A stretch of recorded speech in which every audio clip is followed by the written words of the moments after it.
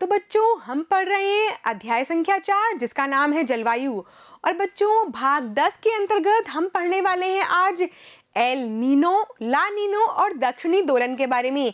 जी हाँ बच्चों, अब आप सोचेंगे कि ये कौन से शब्द आ गए हैं और कौन सी भाषा के शब्द हैं। तो बच्चों आपने बिल्कुल सही समझा, एल नीनो एक स्पेनिश भाषा का शब्द है जिसका अर्थ हम जानेंगे। ठीक है बच्चों, शुरुआत करते हैं पवनों के साथ में। हम पवने बहुत बार पढ़ चुके हैं, इन्हीं से जुड़ा हुआ ये जो शब्द है एल नीनो और ला नीनो हमें बहुत जल्दी ही समझ में आने वाला है। ठीक है बच्चों, तो हम देखते हैं कि ग्लोब पर विभिन्न प्रकार की पवनें यहाँ पर प्रदर्शित की गई है। ठीक है, आपको दिखाई दे रहा होगा अच्छे से। ये देखिए बच्चों, थोड़ा सा इसको बड़ा भी कर लेते हैं हम। ये देखिए बच्चों, तो ये है 0 डिग्री अक्षांश रेखा जिसके दो और नाम हैं भूमध्य रेखा और विषुवत रेखा। ठीक है बच्चों, तो ये भूमध्य रेखा है और भूमध्य रेखा के उत्तर में उत्तरी गोलार्ध और भूमध्य रेखा के दक्षिण में दक्षिणी गोलार्ध है। और बच्चों हमने ये जाना था कि भूमध्य रेखा का जो क्षेत्र होता है वो निम्न दाब का क्षेत्र होता है जिसे हमने ITCZ बोला था। याद आ गया आपको बच्चों। इसी प्रकार यहाँ पर 30 डिग्री उत्तरी अक्षांश से 30 डिग्री दक्षिणी अक्षांश पर, ठीक है बच्चों, तो दोनों ही तरफ से क्या चलती है, व्यापारिक पवनें चलती है। किस तरफ, विषुवत रेखा की तरफ व्यापारिक पवनें चलती है। जी हाँ बच्चों, अब आप सोचेंगे कि हम तो फिर से व्यापारिक पवनें पढ़ रहे हैं।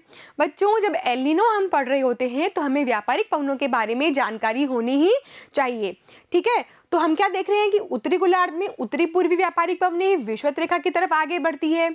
उसी प्रकार दक्षिणी गोलार्ध में भी दक्षिणी पूर्वी व्यापारिक पवनें भूमध्य रेखा की तरफ आगे बढ़ती है। ठीक है बच्चों, ये पार्ट क्लियर हो जाएगा तभी आगे का भाग हमें समझ में आएगा।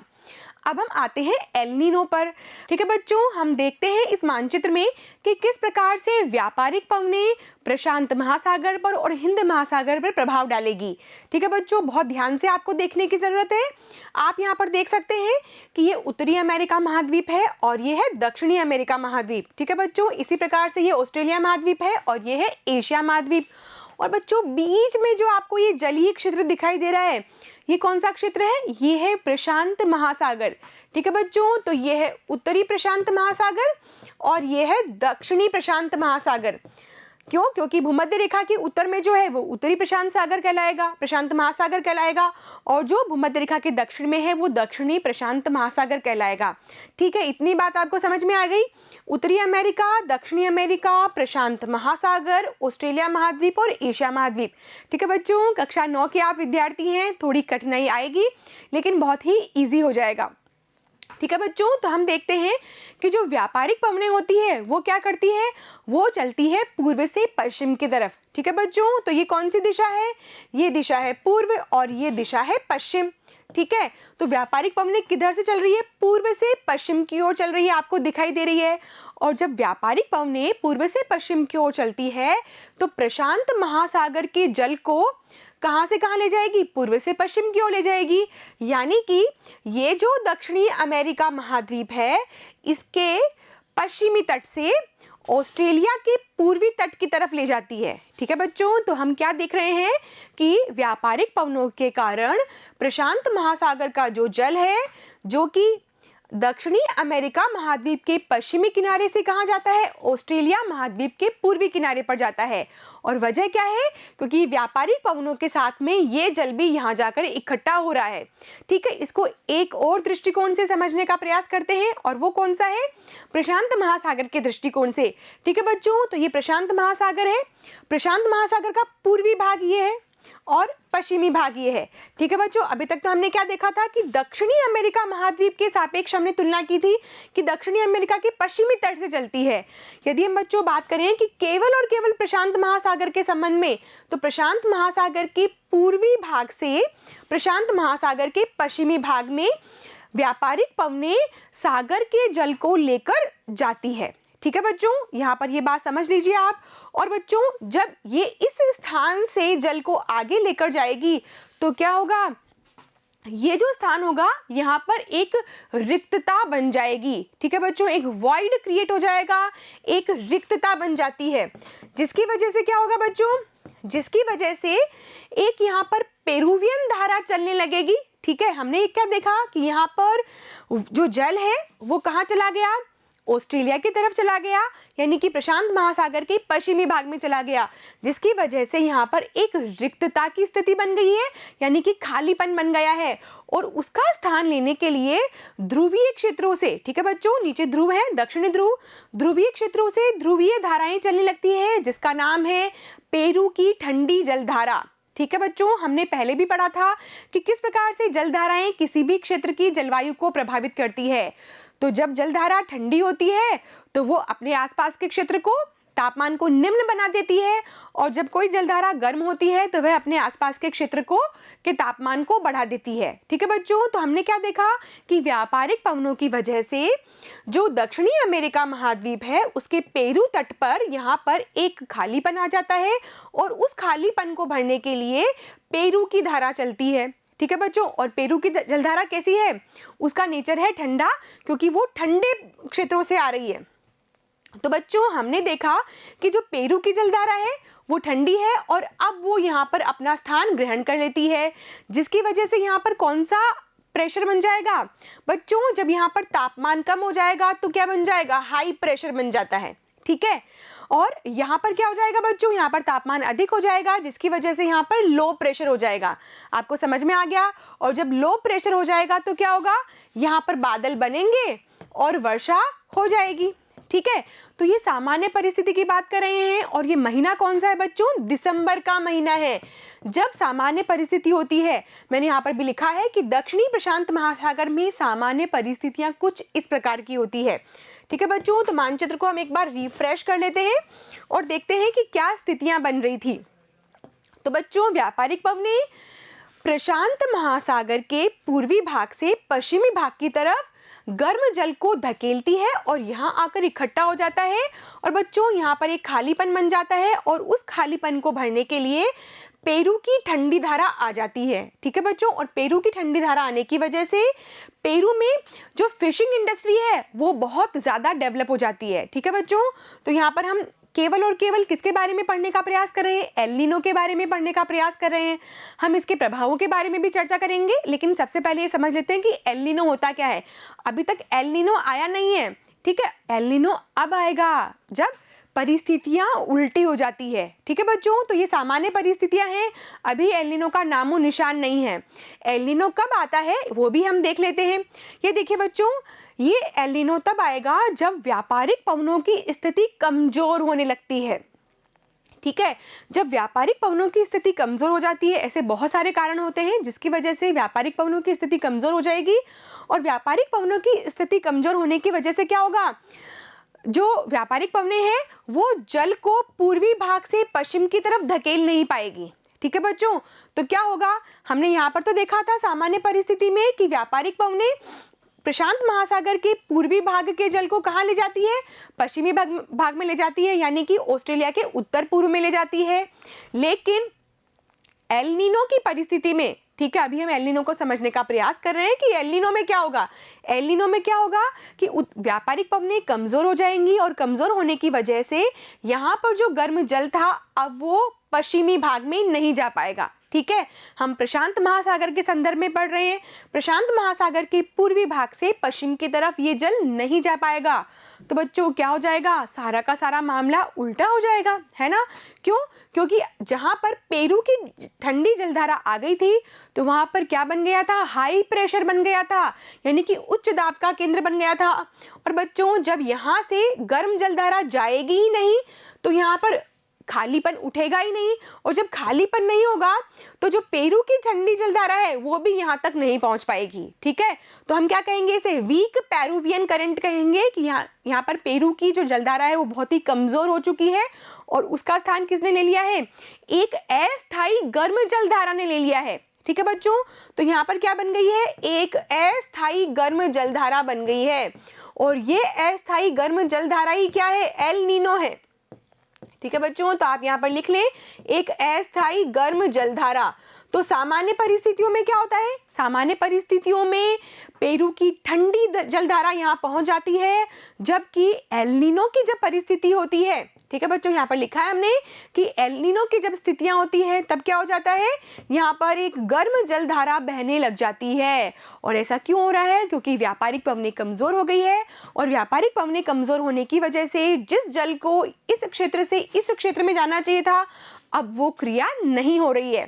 ठीक है बच्चों, तो हमने क्या देखा कि सामान्य परिस्थितियों में व्यापारिक पवनों की वजह से पूर्वी भाग का जल पश्चिमी भाग में जाता है प्रशांत महासागर में, और यहाँ इस खालीपन को भरने के लिए पेरू की ठंडी जलधारा आ जाती है, जिसकी वजह से यहाँ पर हाई प्रेशर हो जाता है।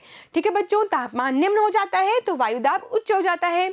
और जब एल नीनो आता है, यानी कि जब व्यापारिक पवनों की स्थिति कमजोर होती है, तो यहाँ पर ये जो जल होता है ये पश्चिम की तरफ जा नहीं पाता है और इसकी वजह से यहाँ पर वार्म वाटर की सिचुएशन बनी रहती है। और बच्चों, जो ठंडी जलधारा थी, पेरू की ठंडी जलधारा, उसका स्थान किसने ले लिया है, एक अस्थायी गर्म जलधारा ने ले लिया है। और एल नीनो क्या है, एल नीनो एक अस्थायी गर्म जलधारा ही है। ठीक है बच्चों, यदि हम उसको बहुत ही साधारण शब्दों में डिफाइन करने का प्रयास करें तो वो क्या है, एक अस्थायी गर्म जलधारा है जो कि ठंडी पेरू की जलधारा का स्थान ग्रहण कर लेती है, जिससे कि उच्च दाब निम्न वायु दाब में कन्वर्ट हो जाता है। यानी कि सारी की सारी जो परिस्थितियां हैं अब वो विपरीत हो जाती है। ठीक है बच्चों, तो यहाँ आपने इस मानचित्र के माध्यम से समझ लिया है कि किस प्रकार से एल नीनो आता है। तो आप क्या कह सकते हैं कि व्यापारिक पवनों की कमजोर स्थिति के कारण प्रशांत महासागर का पूर्वी भाग से जो जल पश्चिम की तरफ जाता है अब वो जा नहीं पाता है और उसकी वजह से खालीपन बन नहीं पाता है। और जब खालीपन नहीं बन पाता है तो पेरुवियन करंट नहीं आती है और यहाँ पर एक गर्म जलधारा आ जाती है अस्थायी, उसे ही हम क्या कहते हैं, एल नीनो कहते हैं। ठीक है बच्चों, इस मानचित्र के माध्यम से भी हम देख सकते हैं ये एल नीनो की कंडीशन है। ठीक है बच्चों, तो एल नीनो की कंडीशन में हम क्या देख रहे हैं कि जो वाटर मूवमेंट है वो किस तरफ हो रहा है, वो हो रहा है प्रशांत महासागर के पूर्वी भाग पर। उल्टा हो गया ना, जबकि होना क्या चाहिए था, इस तरफ होना चाहिए था, इस तरफ जल को आना चाहिए था, लेकिन इस तरफ जल आ जाता है, जिसकी वजह से पेरू की ठंडी जलधारा अपना प्रभाव नहीं जमा पाती है। ठीक है बच्चों, और ये कौन सी स्थिति है, यह है ला नीना की स्थिति। अब आप पूछेंगे कि बड़ी मुश्किल से तो एल नीनो समझ में आया था, अब ये ला नीना क्या है। तो बच्चों, व्यापारिक पवनें जब कमजोर हो जाती है तो एल नीनो आता है। उसी प्रकार बच्चों, जब व्यापारिक पवनें और स्ट्रांग हो जाती है और शक्तिशाली हो जाती है तब ला नीनो आता है। ठीक है बच्चों, तो हम क्या देख रहे हैं, ला नीना की कंडीशन है। अब आप समझ गए होंगे कि जब परिस्थितियां बिगड़ती है तब तो एल नीनो आ जाता है, और जब परिस्थितियां और भी ज्यादा फेवरेबल हो जाती है, सकारात्मक हो जाती है, तब क्या आता है, ला नीना आता है। यानी कि जो व्यापारिक पवनें हैं वो और भी ज्यादा स्ट्रांग हो गई है और व्यापारिक पवनें प्रशांत महासागर के जल को दक्षिणी अमेरिका के इस क्षेत्र से, ठीक है बच्चों, तो ये प्रशांत महासागर का पूर्वी भाग है, प्रशांत महासागर के पूर्वी भाग से जल को और ज्यादा विशाल मात्रा में लेकर जाती है पश्चिमी भाग की ओर। ठीक है, अब आपको इस चित्र के माध्यम से समझ में आ रहा होगा कि जो ला नीना है वो और बेहतर स्थिति है सामान्य परिस्थिति के मुकाबले भी। ठीक है, और ये भारतीय मॉनसून के लिए अच्छी होती है।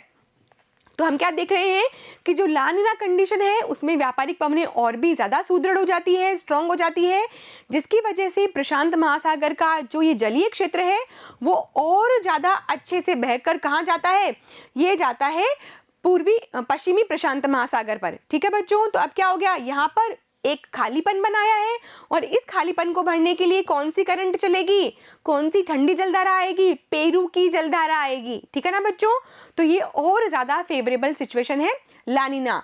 तो एल नीनो नकारात्मक और ला नीनो सकारात्मक है। ठीक है बच्चों, तो यहाँ पर दोनों ही बिल्कुल अलग अलग शब्द हैं जो आपको समझने होंगे।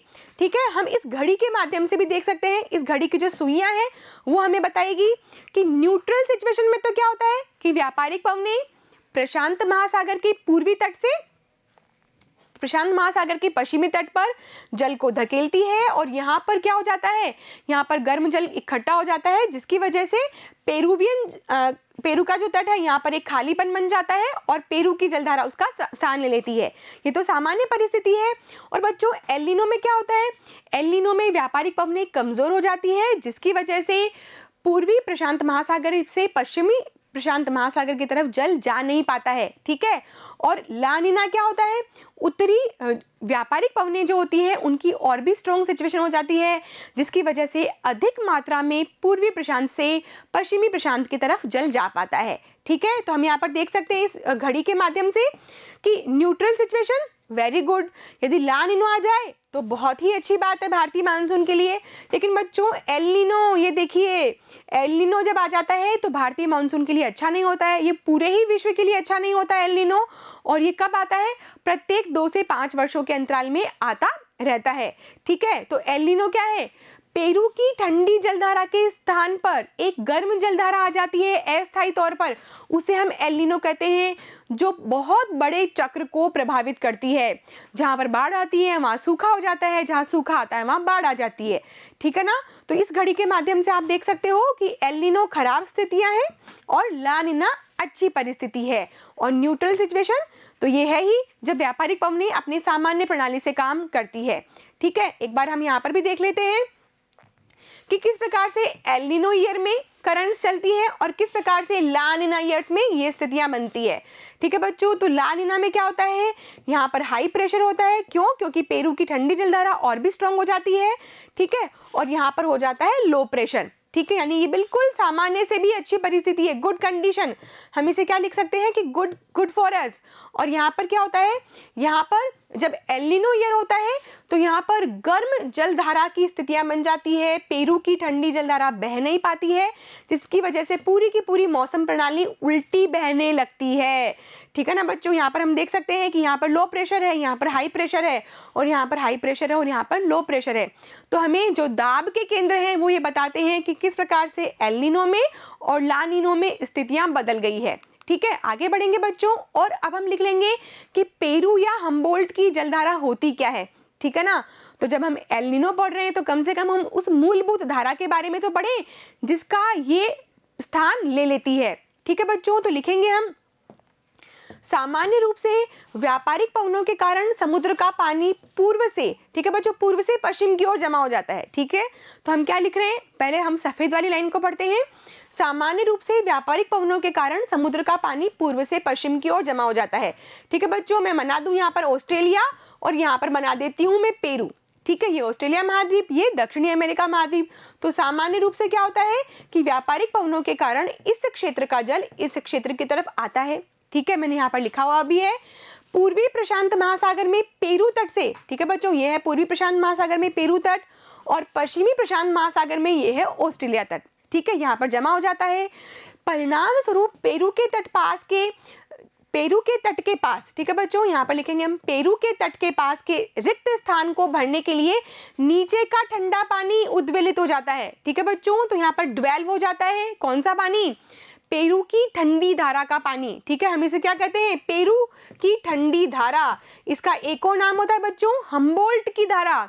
और हम्बोल्ट कौन थे, हम्बोल्ट बहुत बड़े भौगोलिक विद्वान थे, ठीक है बच्चों। तो हम क्या देख रहे हैं कि परिणाम स्वरूप पेरू के तट के पास जो रिक्त स्थान है उसको भरने के लिए नीचे का ठंडा पानी आता है, और उसे हम क्या कहते हैं, पेरू या फिर हम्बोल्ट की जलधारा कहते हैं। और इसकी प्रकृति कैसी होती है, इसकी प्रकृति होती है ठंडी, इसलिए क्या कहते हैं, इसको ठंडी जलधाराएं कहते हैं, ठीक है। क्यों, क्योंकि ये कहाँ से आती है, ये ध्रुवीय क्षेत्रों से आ रही है, इसीलिए इसकी नेचर क्या है, इसकी नेचर है ठंडी। तो हमने क्या पढ़ लिया कि पेरू और हम्बोल्ट की जलधारा होती क्या है। अब हम इसको यहाँ पर भी देख लेते हैं, ठीक है बच्चों। ये बिल्कुल नॉर्मल सिचुएशन है जब व्यापारिक पवनें अपनी सही दिशा में काम कर रही है, सही दशा में काम कर रही है, और प्रशांत महासागर के पूर्वी भाग से इस प्रकार से जल को लेकर कहाँ जाती है, ये लेकर जाती है ऑस्ट्रेलिया के उत्तरी पूर्वी भाग पर, ठीक है। और यहाँ पर ये रिक्तता की स्थिति है, यानी कि खालीपन हो गया है, और यहाँ पर आ जाती है पेरू की ठंडी जलधारा। ये सामान्य स्थिति है, ठीक है बच्चों। यहाँ पर एक बार फिर से ये घड़ी आ गई, इस घड़ी के माध्यम से आपने देखा था कि किस प्रकार से एल नीनो नेगेटिव सिचुएशन को बताता है और ला नीनो पॉजिटिव सिचुएशन को बताता है। आप रंगों के माध्यम से भी समझ सकते हैं, La Nina El Nino red colour का है, यानी कि खतरे का निशान, ठीक है, जबकि ये हमारे लिए सकारात्मक होता है, ठीक है।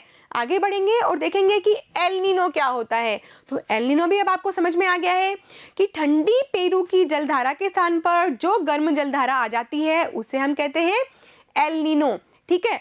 एल नीनो शब्द कहाँ से आया, इसका क्या अर्थ है, वो भी बता देते हैं अब आपको। एल नीनो स्पेनिश भाषा का शब्द है जिसका अर्थ होता है बालक ईसा। ठीक है बच्चों, बालक ईसा यानी कि जीसस क्राइस्ट का जो बाल रूप है उसके संदर्भ में इसका नाम रखा गया है। और बच्चों जो एल नीनो घटना होती है वो होती है दिसंबर माह में 25 तारीख के आसपास। और आपको पता है 25 दिसंबर में क्या होता है, 25 दिसंबर को क्रिसमस मनाया जाता है।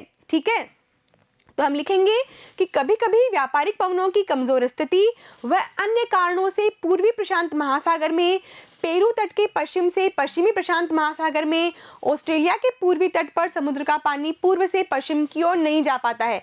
ठीक है बच्चों, तो ये बहुत बड़ी लाइन है लेकिन बहुत इंपॉर्टेंट है। अब आप समझ रहे हो कि ये है ऑस्ट्रेलिया और ये है पेरू।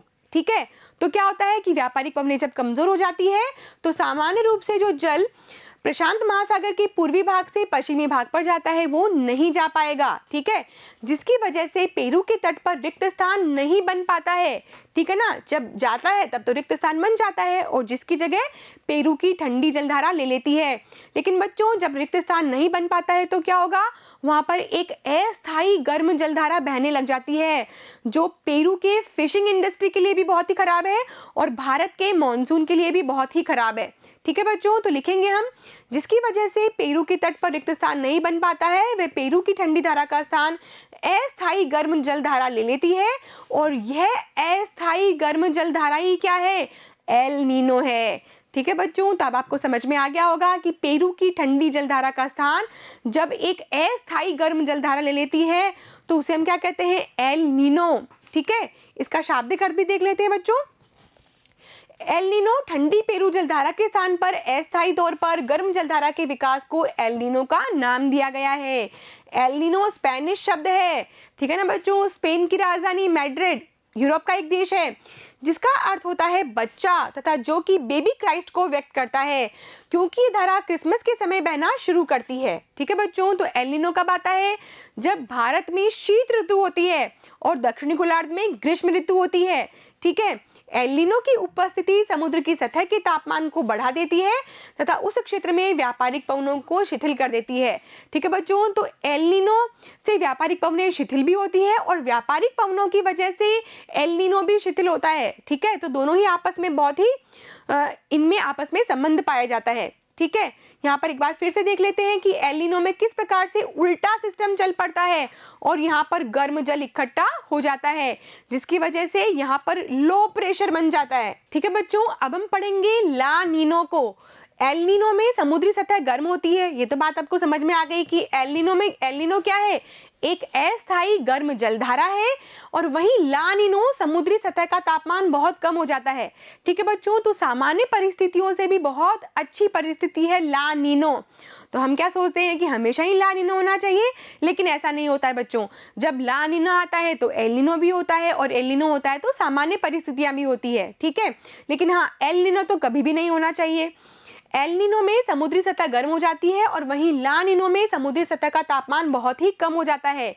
वैसे तो सामान्य प्रक्रिया के तहत पेरू तट की समुद्री सतह ठंडी होती है, लेकिन ला नीनो में सामान्य से भी कम तापमान समुद्री सतह पर हो जाता है और इस घटना को क्या कहते हैं, ला नीनो कहते हैं। ठीक है बच्चों, तो ला नीनो एक अच्छी जलधारा है जो कि एल नीनो के स्थान पर कब बहती है, जब सामान्य से भी अच्छी परिस्थितियां होती है।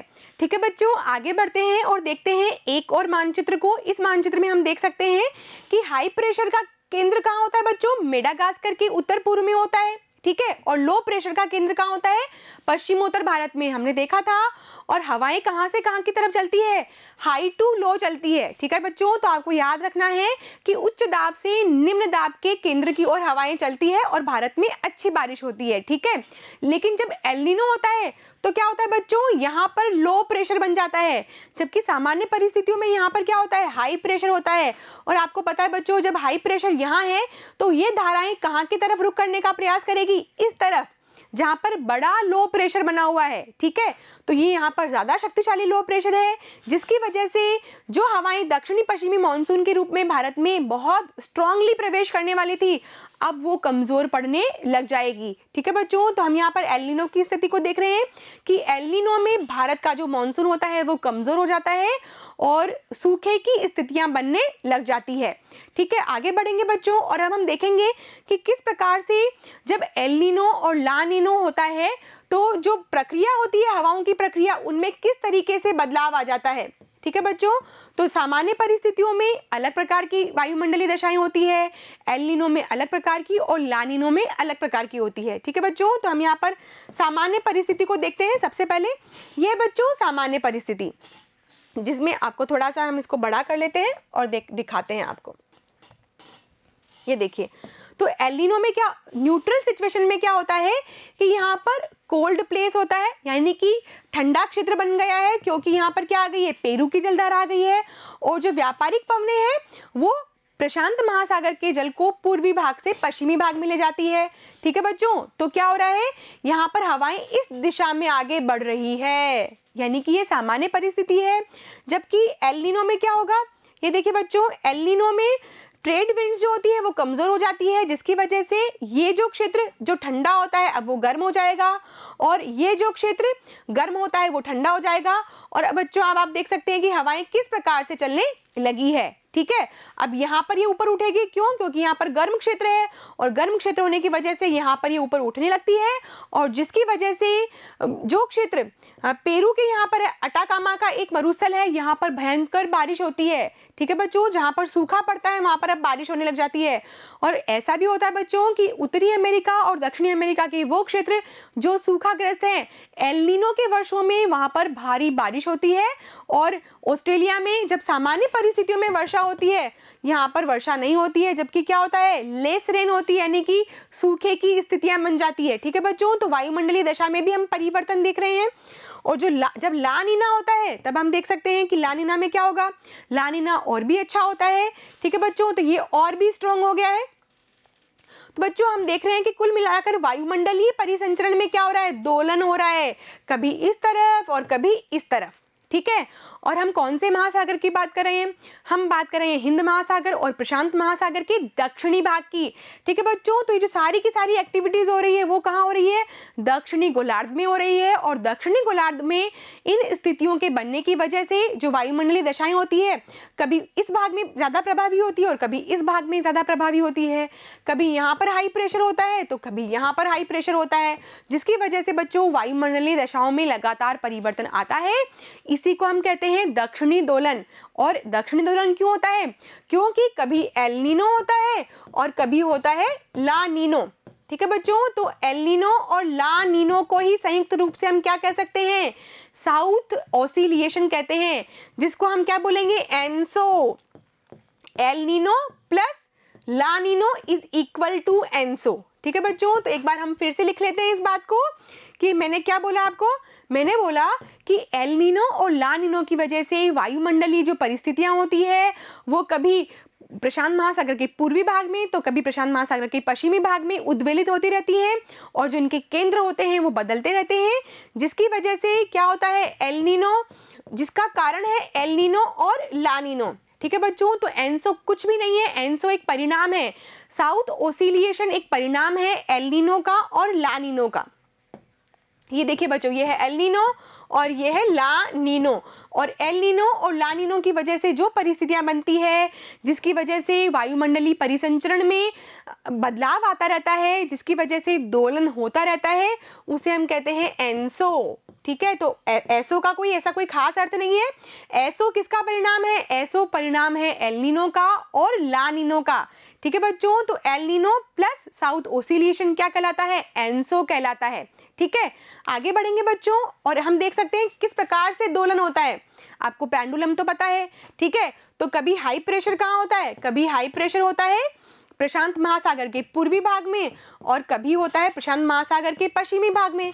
कभी लो प्रेशर होता है प्रशांत महासागर के पूर्वी भाग में और कभी होता है पश्चिमी भाग में। ठीक है, तो इस प्रकार से जो वायुमंडलीय परिस्थितियां हैं वो दोलित होती रहती है पेंडुलम की तरह, इसीलिए दक्षिणी दोलन शब्द का उद्भव हुआ। ठीक है, बहुत इजी है बच्चों, हम अब लिखेंगे इसके बारे में, पूरी सारी की सारी कहानी अब लिख लेते हैं। इस प्रकार दक्षिणी महासागरों में प्रशांत महासागर व हिंद महासागर के ऊपर दाब की अवस्थाओं में हुआ परिवर्तन भी मानसून को प्रभावित करता है। सामान्यतः जब दक्षिणी प्रशांत महासागर के उष्णकटिबंधीय पूर्वी भाग में उच्च दाब होता है, तब हिंद महासागर के उष्णकटिबंधीय पूर्वी भाग में निम्न दाब होता है। लेकिन कुछ विशेष वर्षों में वायुदाब की स्थिति विपरीत हो जाती है तथा पूर्वी प्रशांत महासागर के ऊपर हिंद महासागर की तुलना में निम्न दाब का क्षेत्र बन जाता है।